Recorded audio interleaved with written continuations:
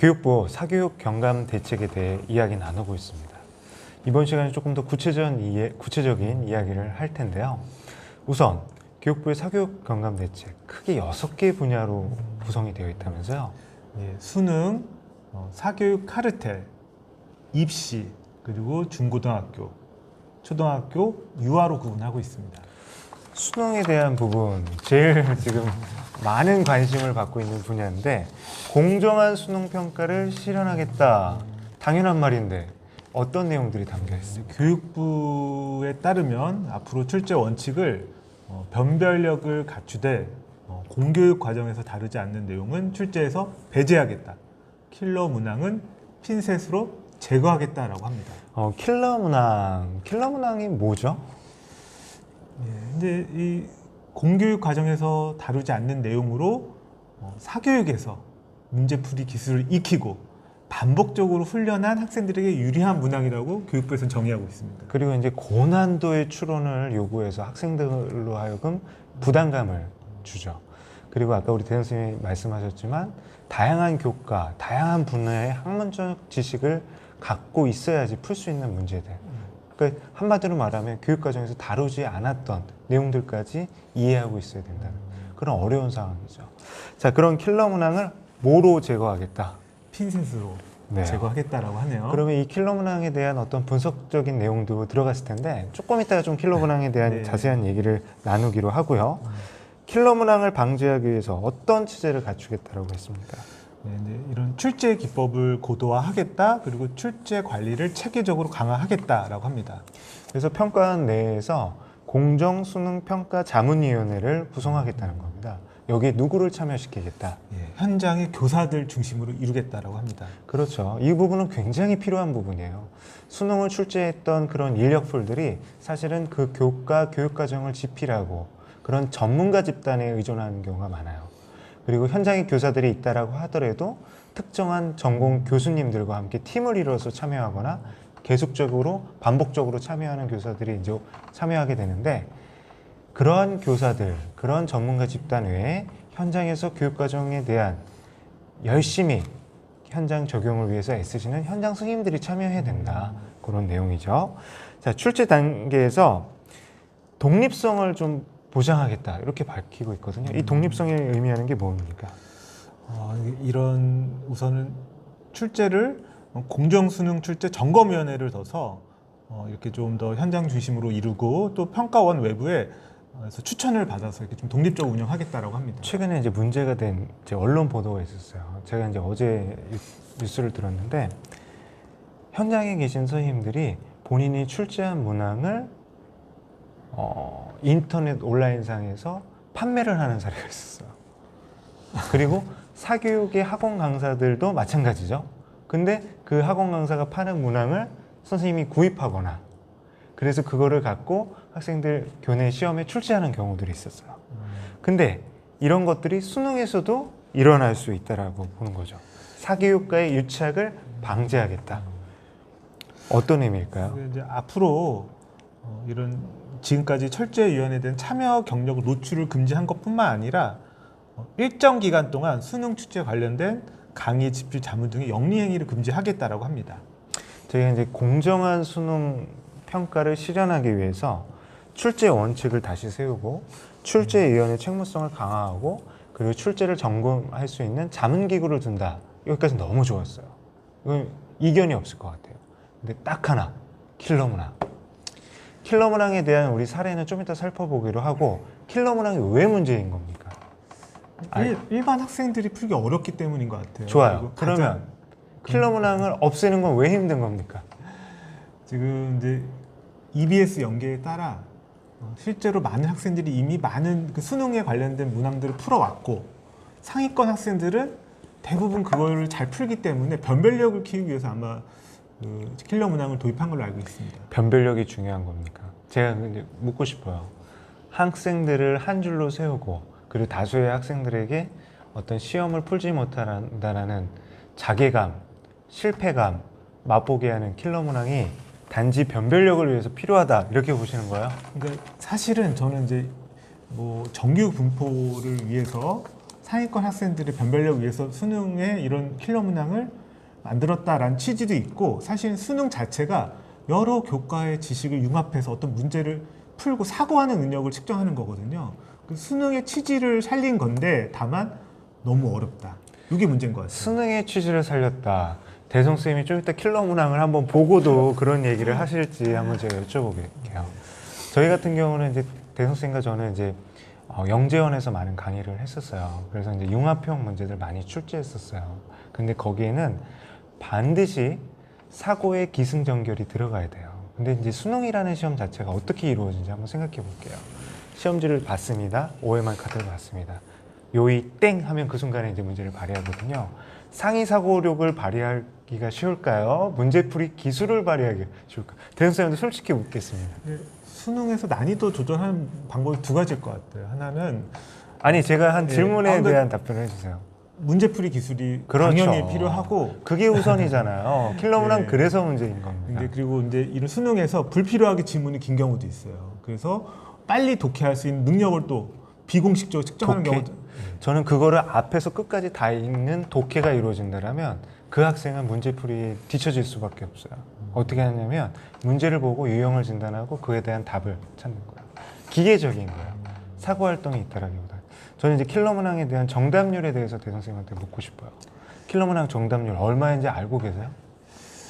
이제 정답률이 상당히 낮은 걸로 알고 있습니다. 상당히 낮죠. 예. 어느 정도일 것 같아요? 어떤 킬러 문항은 뭐 전국에서 몇백 명밖에 맞추지 못했다라는 얘기가 있더라고요. 2% 이내의 학생들이 맞추는 문제, 그 문제는 과연 문제로서 필요한 문제인지, 줄 세우기를 위해서 필요한 것인지, 저는 그거를 묻고 싶어요.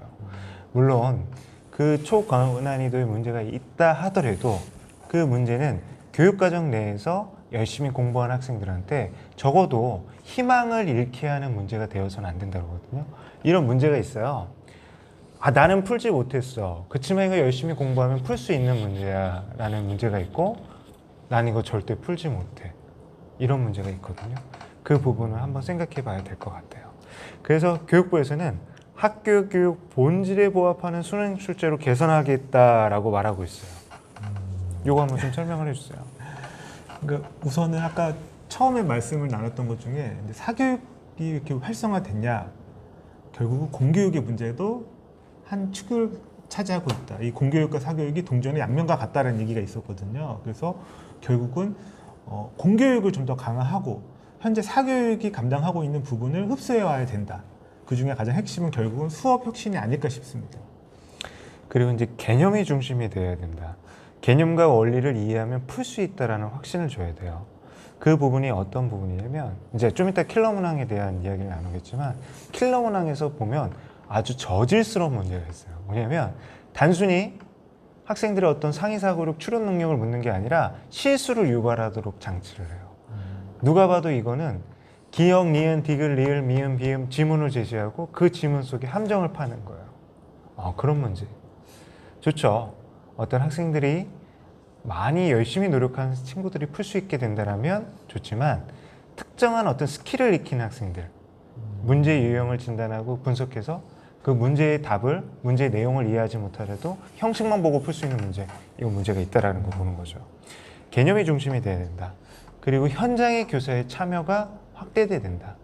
현장의 교사들이 가르친 문제, 현장의 교사들이 학생들의 눈높이에서 이해할 수 있는 문제, 그런 문제가 출제돼야 되는데, 킬러 문항들, 전국에 계신 선생님들이 제가 위험한 말을 하겠습니다. 이 문제를 푼다라면 과연 풀 수 있을까요?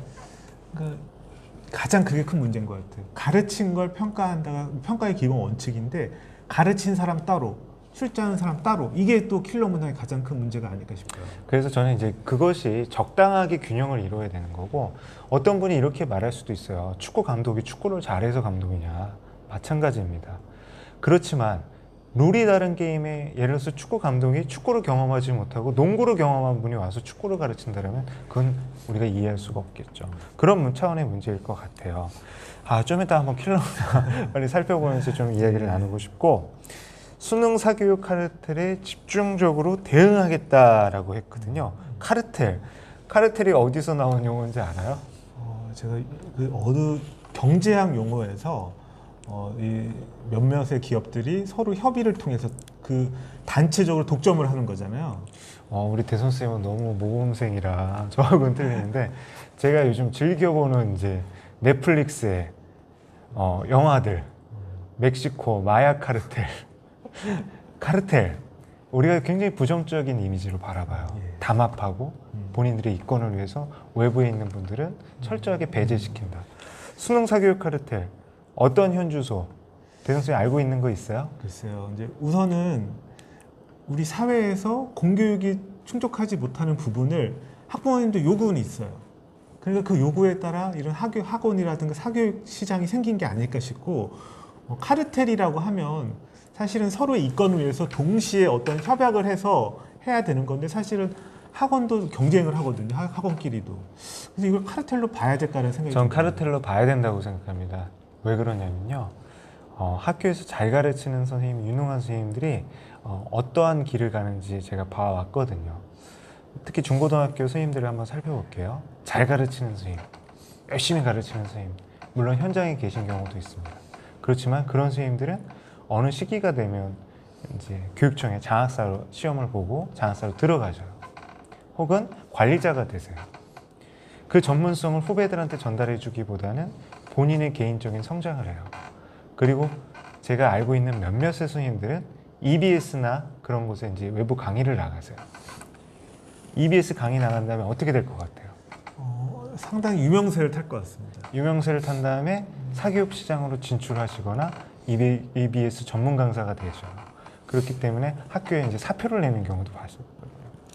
한국사로 유명한 최땡땡 강사님 아시죠? 예, 알고 있습니다. EBS에 출연하세요. 교육에 항상 현주소를 고민하세요. 그렇지만 그분은 학교 현장을 떠나셨어요. 이런 일들이 일어나고 있죠. 사교육 카르텔의 이제 무서운 점은 뭐냐면 이 사교육 시장이 너무 경제적으로 뜨겁다 보니까 공교육에서 선의를 갖고 열심히 하는 선생님들에 대한 어떤 유혹의 손길도 많고 그리고 그들 나름대로의 다른 독자적인 진짜 남을 배제하는 형태의 이제 전문가 집단을 구성해요. 그리고 그 전문가 집단은 수능 출제에 직간접적으로 영향을 끼친다라는 우려들이 있어요. 왜 그런 우려들이 있냐? 아시죠?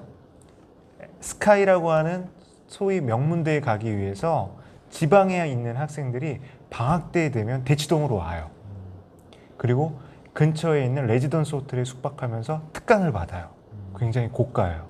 제가 지금 말씀드린 거는 SBS와 MBC에 보도된 내용을 기반으로 하고 있다는 거 다시 한번 말씀드리고 그리고 그런 대치동에서 전문적인 집중적인 컨설팅을 받아야지 명문대에 갈 수 있다라는 그런 믿음들이 있어요. 공고해요. 그런데 어떻게 우리 대 선생님 말씀처럼 그런 것들은 허상이다 말할 수가 있겠어요.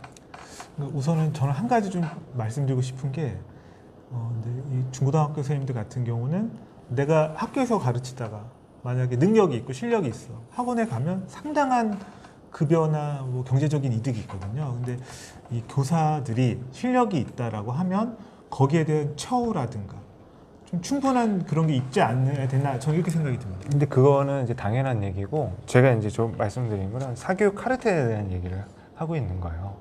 지금도 저희가 이제 이 영상을 올릴 유튜브에 검색을 한번 해보세요. 그렇다면 그런 내용들이 이제 보도되고 있어요. 물론 그거는 전체를 보면 아주 작은 일부입니다.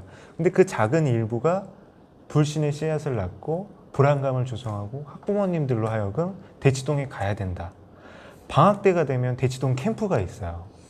사교육 캠프가 있다는 거죠.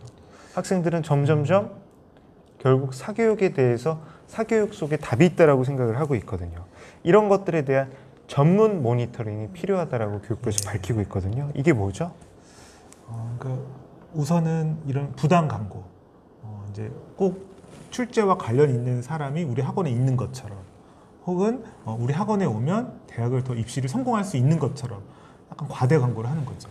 그래서 이제 교육부에서는 공정거래위원회, 경찰청, 서울특별시 교육청, 경기도교육청, 한국인터넷 광고재단들과 협업을 해서 이 카르텔과 부조리에 대해서 모니터링하고 엄정 대응하고 하겠다라고 밝히고 있습니다. 네. 특히 여기서 이제 타겟이 되는 게 대형 입시 학원, 온라인 사교육 기관 이런 것들을 타겟팅하고 있거든요. 그래서 수능에 대한 문항별 오답률이라든가 이런 결과에 여러 가지 데이터들이 있거든요. 그런 것들을 이제 교육부에서도 앞으로 밝히겠다. 그러니까 학원에 이렇게 자꾸 의지할 수밖에 없는 게 학부모님들 입장에서 혹은 학교 입장에서도 정보가 되게 제한적이거든요. 그래서 그런 것들이 좀 필요할 것 같습니다. 근데 사교육 시장도 이에 대해서 이제 할 말은 많을 것 같아요. 그동안 우리가 어떠한 역할을 해왔는데 우리는 열심히 했고 공교육에서 못한 거 아니냐 이렇게 말할 수도 있거든요. 그런 부분 아까 우리 대성 선생님이 말씀하셨잖아요. 동전의 양면과도 같다. 사교육 시간이 그동안에 어떤 역할들을 해왔다라고 말씀하셨어요. 그러면 사교육에서 의미 있는 역할을 한 것은 무엇이고 자정의 노력 혹은 외부에서 모니터링하고 엄정하게 대응해야 될 부분 뭐라고 생각하세요? 우선 학력을 학교에서 책임지지 못했다라고 저는 생각이 들어요. 그러니까 기초학력 저하라든가 여러 맞춤형 교육이라든가 학원에 가면 그 학생에 대한 맞춤형으로 계속 반을 나누고 거기에 대해서 학력 관리를 해주거든요. 그 지속적인 평가나 테스트를 통해서 우리 아이 지금 어떤 위치에 있고 우리 아이한테 어떤 공부가 필요한 거 이런 맞춤형 교육들을 실질적으로 보담을 했다라는 거죠. 그렇죠. 그러면 이 공교육에서도 이 사교육 시장을 무조건 없애야 되는 대상으로 보기보다는 벤치마킹할 필요가 있을 것 같아요. 그래서 뭐 온라인 진단을 좀 더 강화한다거나 정기적인 그런 피드백 학부모한테 우리 아이에 대한 데이터를 좀 더 물론 지금도 통지를 하지만 좀 더 다양하게 한다거나 그리고 이제 저는 아까 뭐 사교육이 이렇게 과열되고 하는 것도 입시가 과열된 거거든요. 그러니까 원인이 따로 있는데 결과만을 갖고 탓하는 거는 사실은 어떻게 보면 조금 어폐가 있다라고 생각을 합니다. 그래서 이제 그 나온 교육부의 대책이 공정한 입시 체제를 구축하겠다라고 밝히고 있어요. 공정한 입시 체제 어떻게 구축한다라는 거예요? 이제 이 대학별 교사를 교육과정 내 평가로 수시 평가 말씀하시는 그렇죠. 거죠? 수시 평가가 공정할 수 있도록 좀 더 강화하겠다라고 합니다. 그래서 이번에도 뭐 교육부의 보도 자료를 보면 이런 대학에 대해서 교육과정 벗어난 평가를 한 학교들은 이렇게 어떤 조치를 취했더라고요. 어떤 조치를 했습니까? 그러니까 여러 가지 이제 대학 지원이라든가 혹은 어떤 제재를 가했더라고요. 그러니까 지금 현재 대학들이 교육부의 어떤 정부 차원의 지원금에 많은 이제 의지를 하고 있어요. 그래서 저는 이제 그러죠. 어떤 제재를 위한 제재라기보다는 긍정적인 피드백을 해줘야겠다라는 그런 이야기를 이제 드리고 싶고요. 내신 교육과정 내 평가들을 어떻게 또 공정하게 바꾼다라는 겁니까? 예, 이제 수행 및 지필 평가 등이 이제 교육과정 내에서 이루어질 수 있도록 학교 내 교과 협의회를 통해 교차 검토를 강화하고 선행학습 영암 평가를 좀 더 엄정히 시행하겠다라고 합니다. 그러니까 그것에 대한 거 우리가 아까 정보의 투명성에 대한 얘기를 했거든요. 자기주도 학습 전형을 적용하고 죄송합니다. 네. 선발 면접 문항 평가를 공개해야 된다라고 밝히고 있어요. 자기주도 학습 전형 뭐죠? 이제 아마도 후기에 이런 자사고, 외고, 뭐 국제고와 관련된 거에 따른 걸로 알고 있습니다. 그래서 학생이 얼마나 자기 진로에 맞게 학습을 해왔고 여러 가지 동아리 활동이라든가 이런 관련 활동을 했는지도 보는 걸로 알고 있습니다. 그러니까 내신 성적과 인성 면접을 하겠다는 거예요. 교과 지식에 대한 평가를 하지 않고 이렇기 때문에 이제 저희가 자사고, 외고, 국제고에 대한 부정적 인식을 해소하겠다라는 거죠. 자, 이런 자사고, 외고, 국제고의 제 역할은 학생들의 수준별 그 필요에 의한 우수한 인재들을 양성할 수 있다라는 그런 장점이 있음에도 불구하고 사교육을 조장한다라는 또 그런 비판도 있었거든요. 저는 여기 딱 보면서 입시 체계 경쟁을 완화하기보다는 공정하게 하겠다라는 데 초점이 맞춰져 있더라고요. 그러니까 저는 너무 과열되고 있고 예를 들면 대학이 서열화돼 있고 아이들이 그런 판별에 의해서 서열화하는 거를 좀 더 완화시키는 대책이 좀 들어갔으면 좋았을 텐데 너네 공정하게 줄 세울까? 요게 아마 이 정책의 포커스인 것 같아서 좀 근데 아쉽더라고요. 우리 대현 선생님 말하시는 게 완화시킨다는 게 공정하다는 거 아닐까요? 저는 그런 것 같아요. 기준을 안다라면 그 기준에 따른 준비를 할 것 같거든요. 그 기준이 모호하기 때문에 과열이 되고 그리고 어떤 오해들이 싹 트는 거 아닐까요? 저는 대학도 지금 이렇게 뭐 프랑스라든가 외국의 대학처럼 여러 대학을 묶어서 이렇게 같은 입시를 한다거나 그리고 그 안에서 좀 자유롭게 대학을 이렇게 옮길 수 있게 한다거나 뭔가 대학 제도나 이런 것도 같이 좀 움직였다면 좀 더 입시가 좀 더 완화되지 않을까. 그러니까 우리가 역량 중심의 교육을 말하고 있어요. 대현 선생님 의미 있는 얘기를 해주셨는데 대학의 간판이 중요하지 않다라는 거죠. 저희가 저번에 채용이 바뀐다. 이제 그 책에 대한 이야기를 할 때 그 얘기를 했었거든요. 외국계 기업들은 우리나라의 대학의 간판을 보지 않는다. 그럼 뭘 갖고 있냐? 그 사람이 갖고 있는 역량에 주목한다라고 했었거든요. 말씀하신 것처럼 대학교의 간판은 의미가 없는 거죠. 그러니까 저는 대학도 비슷한 수준의 대학이 묶어서 공동교육과정 운영한다거나 공동학위제를 좀 운영해서 대학 간판에 그거를 조금 더 줄였으면 좋겠어요. 영향력을. 우리 대 선생님이 진짜 의미 있는 안을 제시해 주셨네요. 좋습니다. 자, 그 다음에 공교육 내 입시 컨설팅을 강화하겠다라고 했는데 입시 컨설팅 어떻게 하겠다는 거였죠? 공공 컨설팅을 좀 더 강화하겠다. 현장 교사 중심의 무료 대입 상담 그리고 고교 대학 간 정보 공유를 확대하겠다라고 합니다. 자, 이제 네 번째 카테고리로 넘어가겠습니다. 중고등학교 공교육의 교과 보충을 강화하겠다. 교과 보충? 교과 교육이 아니라 왜 교과 보충이라고 표현한 겁니까? 그러니까 많은 학생들이 수업 시간 내에 그 학습 목표에 도달 못하는 경우들이 있거든요. 그러면 그 못한 만큼에 대한 보충이 필요한 상태입니다. 그 고등학교 수업 현장을 들여다보면 사실은 수업을 한다라기보다는 입시를 준비한다라는 느낌을 받을 수가 있어요. 특히 학년이 올라갈수록. 그런데 그때 이제 수업이 필요한 학생들이 있거든요.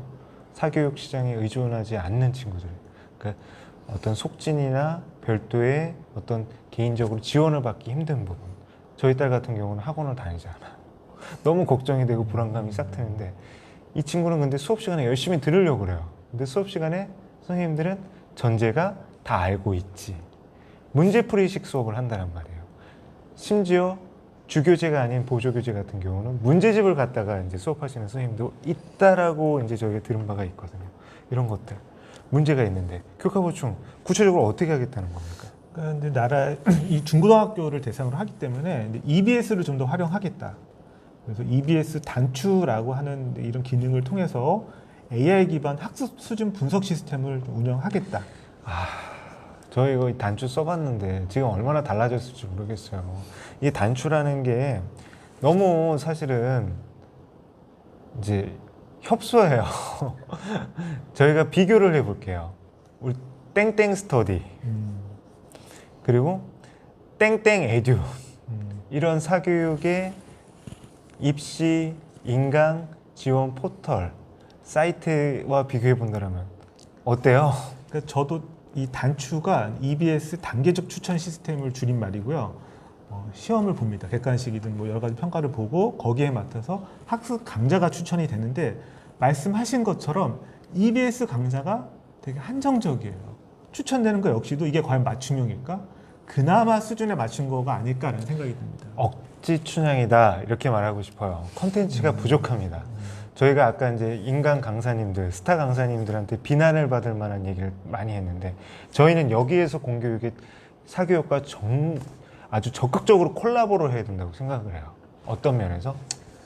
그 수요자 중심으로 학생들의 수요, 학부모님들의 수요를 좀 더 적극적으로 반영을 해야 될 것 같습니다. 사교육의 컨텐츠를 갖고 와야 됩니다. 그리고 공교육 내에 있는 잘 가르치는 선생님, 스타 강사님들을 대우해주고 양질의 컨텐츠를 탑재해야 됩니다. 너무 EBS 단추 같은 경우는 맞춤형 추천을 한다라고 보다는 있는 컨텐츠를 카테고리화하는 정도 수준밖에 안 돼요. 만족할 수가 없어요. 지금 아까 땡땡 스터디, 땡땡 에듀 들어가면 어떤지 아세요? 연간 패스라고 있어요. 고가죠. 그걸 내면 학생들이 자기가 듣고 싶은 강의 얼마든지 들을 수가 있어요. 그 해 동안은. 비용에 대한 부담은 있을지라도. 그런 시스템이 안 된다라는 겁니다. 그럼 저는 이렇게 생각을 하고 싶어요. 바우처 제도든 아니면 적극적으로 그 사교육 업체와 콜라보를 하든 그런 양질의 컨텐츠를 확보해서 학생들한테 제공해야 된다라는 겁니다. 그래서 저도 이제 각 시도 교육청에서 온라인 수업 영상을 방학 때 찍어서 올립니다. 근데 그런 것을 좀 더 활성화해서 뭐 활성화할 필요 없어요. 왠지 아세요? 제가 너무 단정적으로 말했나요? 이미 사교육 시장에 있다는 말씀이시죠? 아니죠. 그게 학생들의 눈높이와 맞지 않아요. 예, 그래서 그런 그러면 저는 여쭤볼게요. 예. 학생들에게 맞춤형 콘텐츠 어떤 조건을 갖춰야 된다? 우선은 학생들의 수준에 맞아야겠다. 수준. 그리고 우리 사교육 시장에서 하면 이렇게 스타 강사들이 있는 것처럼 우리 공교육에도 스타 강사가 좀 나왔으면 좋겠어요. 저는 이제 이런 말씀을 드릴게요. 우리 대성생 같은 경우는 자녀분들이 워낙 출중하셔서 이런 고민들이 없는데 제가 이제 아이하고 봐요.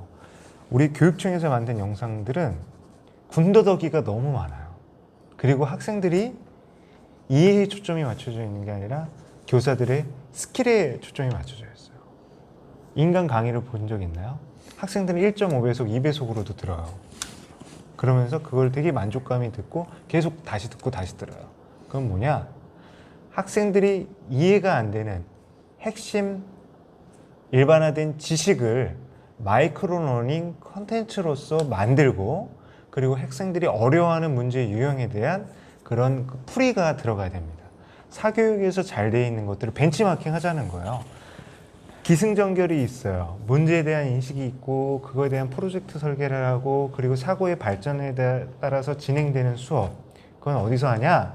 학교에서 하고 그리고 학생들이 인터넷으로 개별 맞춤형 지원을 받기 위한 컨텐츠들은 철저하게 학생들의 니즈에 초점을 맞춰야 된다는 거예요. 마이크로 러닝 컨텐츠 뭔지 아세요? 짧은 5분 이내의 영상을 통해서 어떤 문제풀이든 학습 개념이든 정확한 명확한 개념을 충분히 설명하는 그런 걸로 알고 있습니다. 모르는 게 없어요 우리 대선생님은. 근데 5분 정도일 수도 있지만 최대 20분이 될 수도 있고 40분도 될 수도 있어요. 근데 거기서 다루는 건 하나의 개념. 그 개념을 확장시키든 발전시키든 좋습니다.